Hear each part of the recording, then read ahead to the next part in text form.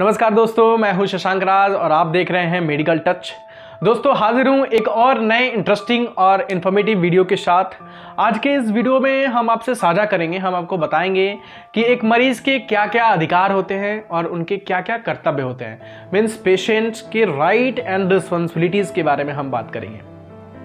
एक मरीज़ जब भी कोई अगर हॉस्पिटल में एडमिट हो रहे हैं तो उनको कुछ अधिकार प्रोवाइड किए जाते हैं, उनको क्या क्या अधिकार हैं और उनके क्या क्या कर्तव्य हैं, इसी के बारे में हम आज के वीडियो में बताएंगे आपको। तो चलिए स्टार्ट करते हैं आज का ये वीडियो। सबसे पहला जो राइट होता है, देखिए दोस्तों, मरीज़ कभी भी हॉस्पिटल में आए तो उनका ये अधिकार होता है कि उनको प्रॉपर केयर किया जाए। डॉक्टर के द्वारा उनको प्रॉपर केयर किया जाए, नर्सेज के द्वारा उनको प्रॉपर किया जाए, बाकी और भी सभी स्टाफ्स हैं उनके द्वारा भी उनको प्रॉपर केयर और प्रॉपर ट्रीटमेंट किया जाए। तो ये पेशेंट का सबसे पहला अधिकार होता है कि उनको प्रॉपर केयर और प्रॉपर ट्रीटमेंट मिले। सबसे फर्स्ट राइट्स पेशेंट के यही है, right for access to care.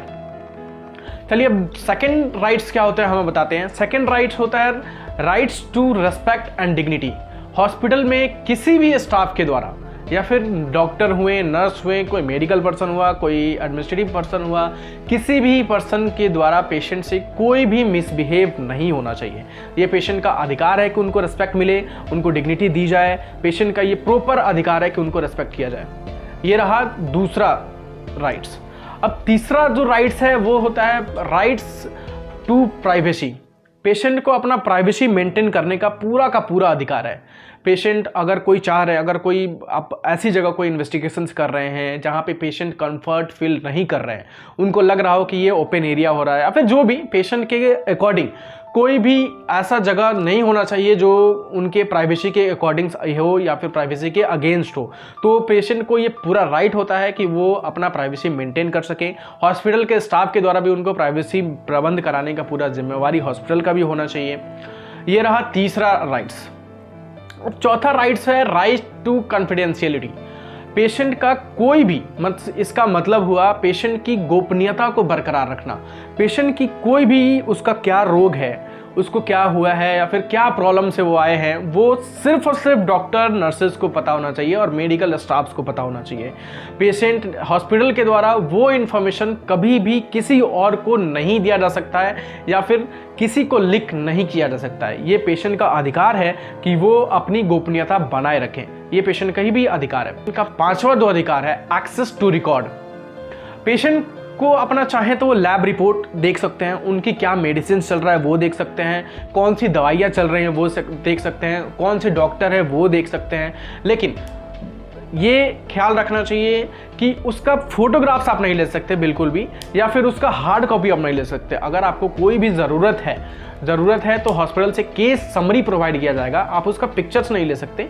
उसका आप चाहें तो उसको देख सकते हैं, उसको आप ये समझ सकते हैं, या फिर प्रॉपर उनको बताया भी जाता है ऑलरेडी सिस्टर के द्वारा, नर्सेज के द्वारा, डॉक्टर्स के द्वारा कि उनको क्या मेडिसिन चल रहा है, क्या दवाई दी जा रही हैं, या फिर लाइन ऑफ ट्रीटमेंट क्या है, आगे क्या होने वाला है, क्या प्लान हो रहा है, या फिर रिकवरी क्या है, कितना रिकवर कर रहे हैं पेशेंट। ये सारा पेशेंट को जानने का अधिकार है और पेशेंट को ये बताया भी जाता है।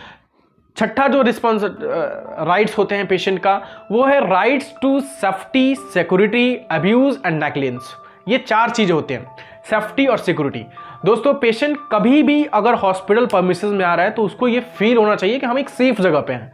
मीन्स उनको ये ना लगना चाहिए कि हम सेफ नहीं है हॉस्पिटल में, वहाँ पे सिक्योरिटी कोई भी, आप अगर पेशेंट एडमिट है तो उनसे ऐसा नहीं होना चाहिए कि कोई भी आए, कोई भी मिल के चला जाए। वो परमिशन हॉस्पिटल सिक्योरिटी वहाँ पे देखता है। अटेंडेंट को ये भी अधिकार है कि वो पर्सनली किस किस लोगों को अलाउ कर रहे हैं उनसे मिलने के लिए, उनसे बात करने के लिए, या फिर उनके बारे में जानने के लिए कौन कौन से लोग को परमिट दे रहा है कि उनके बारे में उनको बताया जा सके। ये चाहे तो मरीज़ का ये पूरा अधिकार होता है। वो घर के 2 लोग को सजेस्ट कर सकते हैं, सिर्फ घर के लोगों को कर सकते हैं, या फिर वो चाहे तो किसी को मना कर सकते हैं, कोई बाहर से कोई अननोन पर्सन ना आए, उनसे ना मिले। ये सारे कुछ टर्म होते हैं पेशेंट्स के सेफ्टी सिक्योरिटी में। पेशेंट से मिसबिहेव कोई नहीं कर सकता। हॉस्पिटल के कोई भी स्टाफ हो, फ्रंट ऑफिस स्टाफ हो, डॉक्टर हो, नर्स हो, उनको कोई भी गाली गलौज से बात कभी भी नहीं कर सकता। और नेग्लेंस, लापरवाही तो बिल्कुल ही नहीं सकता। पेशेंट के साथ कोई भी लापरवाही हॉस्पिटल परमिसेस में नहीं हो सकता है। डॉक्टर के द्वारा, नर्सेज के द्वारा उनको नेग्लेक्ट कोई भी कभी भी नहीं कर सकता। ये पेशेंट को पूरा का पूरा राइट है कि उनको कोई भी ऐसा फील ना हो कि उनको कोई नेग्लेक्ट कर रहा है या फिर उनको नेग्लेंस फील हो रही है। अब उसके बाद जो राइट्स होती है, राइट टू रिफ्यूज ट्रीटमेंट। देखिए ये एक बड़ा पॉइंट्स है। अगर पेशेंट या फिर मरीज चाहता है कि वो कोई सर्जरी होना हो, कोई प्रोसीजर होना है, कोई मेडिसिन होना है, कोई इन्वेस्टिगेशन होना है, तो वो चाहे तो उसको मना कर सकता है, लेकिन उसको भी टर्म एंड कंडीशंस है। उसके लिए उनको प्रॉपर एक फॉर्म फिलअप करना होता है, उनमें उनको कंसेंट देना पड़ता है कि आप ये चीज़ इन्वेस्टिगेशन या फिर ये सर्जरी आप मना कर रहे हैं, इसके बारे में इसको मना करने, इसको आप रिफ्यूज़ कर रहे हैं, इसको आप नहीं ले रहे हैं। इसके द्वारा आप उसको रिटर्न में लिख के देना होता है कि आप सीरियसली में किसी पेशेंट को अगर कोई सर्जरी होनी है या फिर वो डर रहे हैं या फिर वो नहीं कराना चाहते हैं तो पक्का रिफ्यूज़ कर सकते हैं। लेकिन उसके लिए पॉलिसीज़ यही है कि उसके लिए एक कंसेंट फॉर्म होता है जो उनको प्रॉपर फिल करके प्रॉपर साइन करके देना पड़ता है कि वो अपनी रजामंदी से ही वो चीज़ को, ट्रीटमेंट को रिफ्यूज़ कर रहे हैं। उसमें हॉस्पिटल और स्टाफ या फिर नर्सेज स्टाफ या फिर कोई भी डॉक्टर की कोई भी रिस्पॉन्सिबिलिटी नहीं होगी। उसके बाद से जो राइट्स आता है, right to information of expected cost. देखिए ये बहुत ही ज़रूरी है। सबसे इंपॉर्टेंट राइट्स पॉइंट में ये ज़रूरी है कि आपका कोई भी प्रोसीजर हो रहा है, कोई सर्जरी हो रहा है, कोई भी ट्रीटमेंट हो रहा है, तो उसके कॉस्ट के बारे में आपको प्रॉपर नॉलेज होना चाहिए। उसके कॉस्ट क्या है, अफोर्डेबल कॉस्ट है या नहीं है, आपके लिए अफोर्ड है नहीं है, या फिर उसके खर्च को आप उठा पाएंगे। तो ये पूरा आपको पहले ट्रीटमेंट के पहले ये बताना बिल्कुल ही ज़रूरी है हॉस्पिटल के द्वारा। और आपका ये राइट है कि आप ये जान सकें कि कोई भी अगर प्रोसीजर हो रहा है या फिर कोई सर्जरी होता है उसको क्या एक्सपेक्टेड कॉस्ट होता है। दोस्तों हॉस्पिटल में कभी भी कोई सर्जरी या प्रोसीजर का एक एक्सपेक्टेड कॉस्ट बताया जाता है। कभी भी कोई कॉस्ट एक फिक्स्ड कॉस्ट नहीं होता, क्योंकि आप सभी लोग खुद भी समझ रहे हैं कि ड्रग्स, मेडिसिन एंड कंज्यूमर्स, ये तीनों चीज़ ऐसे होते हैं जो पेशेंट के रिक्वायरमेंट पे दिए जाते हैं। उनको जब भी जो भी कोई रिक्वायरमेंट होगा उनको प्रॉपर फुलफिल किया जाएगा। उसके लिए कोई भी एक फिक्स प्राइस किसी भी हॉस्पिटल के द्वारा ये नहीं बताया जा सकता कि आपका लाइन ऑफ ट्रीटमेंट ये है और इसका फिक्स प्राइस यही होगा। ये कभी भी नहीं हो सकता कि ड्रग्स, मेडिसिन क्या लगने हैं वो पेशेंट के रिक्वायरमेंट के ऊपर ही दिया जा सकता है। तो ये भी पॉइंट्स है, अगर आप चाहें तो आप line of cost, treatment of cost बिल्कुल जान सकते हैं। आपका पूरा का पूरा ये अधिकार है आपको जानना। अब अगला जो राइट्स होता है, राइट्स ऑफ कंप्लेन, और उसके बारे में जानना, प्रोसेस के, कंप्लेन का प्रोसेस क्या है उसके बारे में जानना। दोस्तों अगर आप किसी भी डॉक्टर से हुए, नर्स से हुए, फ्रंट ऑफिस स्टाफ से हुए, किसी भी पर्सनल स्टाफ से अगर आपको कोई भी लापरवाही महसूस हुई हो या फिर कोई नेगलेंस फील हुआ हो तो उसके अगेंस्ट आप कंप्लेन कर सकते हैं। हर एक डिपार्टमेंट में पेशेंट वेलफेयर डिपार्टमेंट होता है, जो हमने जस्ट पिछले वीडियो में आपने बताया आपसे। तो उसके क्या क्या प्रोसेस होते हैं उस प्रोसेस में भी आप समझ सकते हैं। आपका पूरा अधिकार है पेशेंट के या फिर कोई भी स्टाफ के अगेंस्ट कंप्लेन करना, आप चाहें तो कर सकते हैं। और उसके ऊपर जो भी अगर इन्वेस्टिगेशन पे अगर ये ऐसा पाया गया कि हाँ सीरियसली किसी के द्वारा कोई गलती हुई है तो उस पर श्योरली एक्शन भी होता है हॉस्पिटल के द्वारा। अब उसके बाद जो आता है सेकेंड ओपिनियन। अगर आपको लग रहा है कि आपका लाइन ऑफ ट्रीटमेंट ठीक नहीं है या फिर डॉक्टर के सुझाव से आप सब कुछ सेटिस्फाइड नहीं है तो आप सेकेंड ओपिनियन भी ले सकते हैं। अगर आप चाहें कि आपके जो डॉक्टर प्रमोट, आपके लिए जो डॉक्टर अप्रूव किया गया है वो डॉक्टर ना करके कोई दूसरे डॉक्टर को हमारा ट्रीटमेंट कराया जाए तो वो भी पॉसिबल है। वो आप बता सकते हैं, वो हॉस्पिटल मैनेजमेंट के द्वारा डॉक्टर को चेंज किया जा सकता है। अगर आप चाह रहे हैं कि हॉस्पिटल में ना करके कोई अलग से डॉक्टर आके आपका ट्रीटमेंट करे तो वो भी पॉसिबिलिटी है, आपके पास ऑप्शन होता है। लेकिन वो अथॉरिटी सिर्फ और सिर्फ हॉस्पिटल मैनेजमेंट के पास होता है। अगर वो चाहें, अगर ये पॉसिबल हो कि दूसरे डॉक्टर अब इस हॉस्पिटल में आके आपके ट्रीटमेंट करें तो वो भी पॉसिबिलिटी हो सकता है। तो ये थे कुछ इंपॉर्टेंट पॉइंट्स आपके राइट्स के बारे में जो हम अपने सारा कुछ एक्सप्लेन किया जो आपको ज़रूरत के लिए है। दोस्तों हमने आपको सारे अधिकार के बारे में बताया है, आपके क्या क्या अधिकार होते हैं हॉस्पिटल में जब भी आप एडमिट हो रहे हैं उसके बाद। लेकिन इसके अधिकार के साथ साथ आपकी कुछ जिम्मेवारियां भी बनती हैं जो आपको प्रॉपर फॉलो करना चाहिए। अब क्या क्या जिम्मेवारियां जो होती हैं आपको फॉलो करना चाहिए हम उसको बता रहे हैं आपको। सबसे पहला जो रिस्पॉन्सिबिलिटीज होता है वो आपका है करेक्ट इन्फॉर्मेशन। दोस्तों आपको ये खुद भी पता है कि जब तक आप पूरा करेक्ट इन्फॉर्मेशन नहीं देंगे लाइन ऑफ ट्रीटमेंट उसके अकॉर्डिंग बिल्कुल सही नहीं हो पाएगा।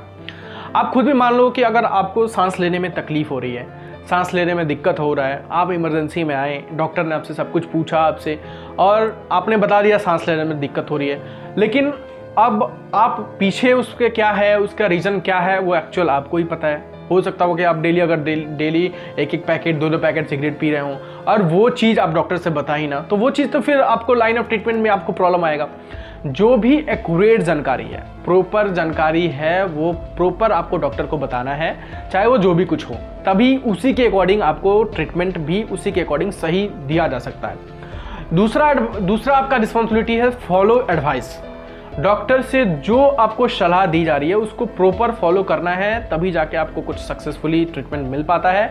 अगर आपको बताया जा रहा है कि आपको सांस लेने में तकलीफ है, डॉक्टर ने आपको बताया है कि स्मोकिंग नहीं करना है, तो यानी नहीं करना है। यानी अगर डॉक्टर ने आपको सारा कुछ ट्रीटमेंट कर दिया और फिर जाके आप उसको एडवाइस फॉलो नहीं कर रहे हैं, तो वो फिर जीरो हो जाता है, उसका कोई मतलब नहीं बनता।